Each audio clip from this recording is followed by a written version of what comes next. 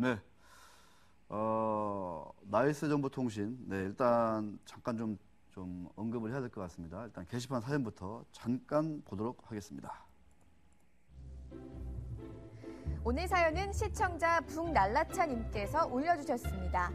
나이스 정보통신을 1년 전쯤 매수해 보유하고 있는데 갑자기 배임 혐의로 거래가 정지됐습니다. 나이스 정보통신 어떻게 되는 걸까요? 도와주세요, 유반장님 하셨습니다. 유반장님 고민 해결해 주세요. 네, 나이스 정보통신 같이 투자하시는 분들 중에서도 상당히 좀 현금 흐름이 좋고 시장 지배력이 좋아서 한때 좀 이렇게 인기를 끌었던 종목인데 느닷없이 임직원의 횡령 배임 공시가 나면서 지금 거래가 정지가 됐습니다. 자, 나이스 정보통신 비롯한 나이스 그룹에 어떤 일이 그간에 있었던 건지 우리 머니투데이 방송 경제증권부 이명재 기자의 한번 보도를 한번 먼저 들어보시겠습니다.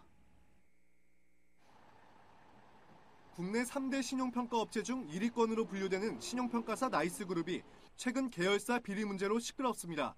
나이스 정보통신의 임직원 7명이 4년 동안 회사 돈 54억 원을 횡령 배임한 혐의로 검찰에 형사 고발됐기 때문입니다. 지주사인 나이스 홀딩스에 있다 지난 9월 말 나이스 정보통신으로 자리를 옮긴 남욱 사장은 일주일 만에 이은대 이사를 비롯한 임직원 6명을 배임 혐의로 고발했습니다. 고발된 이들은 과도한 리베이트를 제공하면서 경쟁업체에서 가맹점을 뺏고 따낸 사업권을 특정 대리점에 몰아주며 뒷돈을 챙긴 것으로 알려졌습니다. 돈을 많이 흐리고 다녔다 해서 그래가지고 뭐 뒷돈 영업에서 붙여놨는데 탁 들어와가지고 이렇게 가져가고 업계 안팎에서는 이번에 드러난 직원 비리가 처음이 아니라 오래전부터 이어져온 관행의 연속선상이라는 평가가 지배적입니다. 주식거래 정지로 수많은 투자자들이 피해를 보고 있는데도 나이스그룹은 이번 사건에 대해 묵묵부답입니다. 지금은 뭐 말씀해드릴 수 있는 내용이 없습니다. 네. 저도 공시내용 그 정도만 알고 있어요. 국내 기업의 신용도를 다루기 때문에 투명성을 요구받는 신용평가 기업에서 직원 관리 실패에 대한 공적인 책임을 회피하고 있다는 지적을 피하기가 어렵습니다.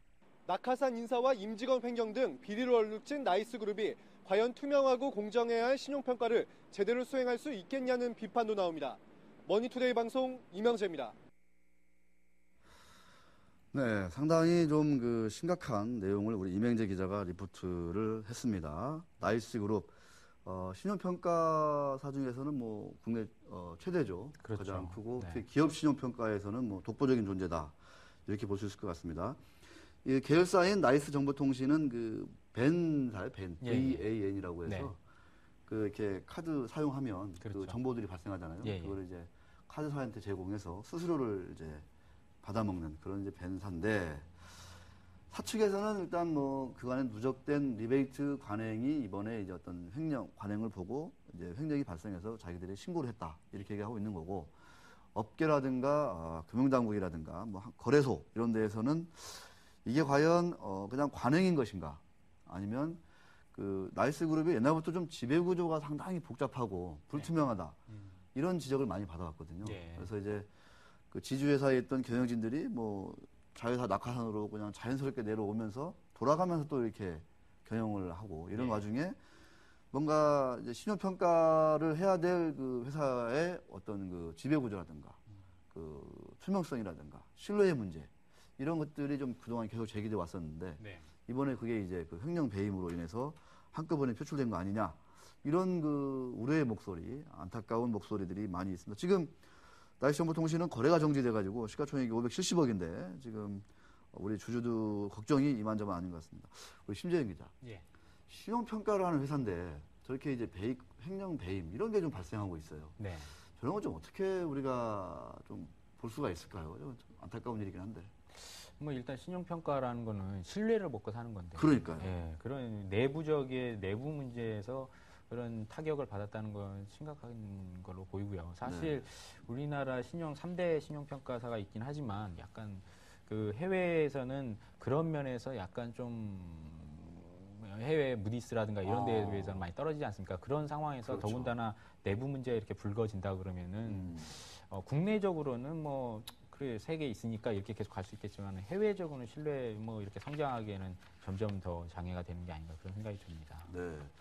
뭐 여신협회 이두영 회장은 뭐 최근에 그 벤사들의 어떤 그 리베이트라든가 이런 것들을 좀 척결하는 방안을 내놓고 실행하겠다 이렇게까지 얘기했는데 우리 심재희 기자 얘기했지만 신용평가 회사들 국제적으로 경쟁력이 좀 뒤진다 네. 이런 얘기들이 많은데 그 가장 큰 이유의 하나로 어떤 지배구조의 문제를 많이 지금 제기를 하고 있습니다. 신용평가사들은 금융감독원에서 그 영업이라든가 그렇죠. 이런 것들을 다 승인을 해주고 네. 관리 감독을 하고 있는데 이렇게 횡령 배임이 났음에도 불구하고 지금 나이스그룹의 감사를 맡으신 분들이라든가 CEO 분들이라든가 주주들이나 이 업계에 대해서 어떤 뭐 일말의 그 사과를 하고 네. 이런 것들에 하는 목소리, 자세 이런 것들이 나타나지 않는다.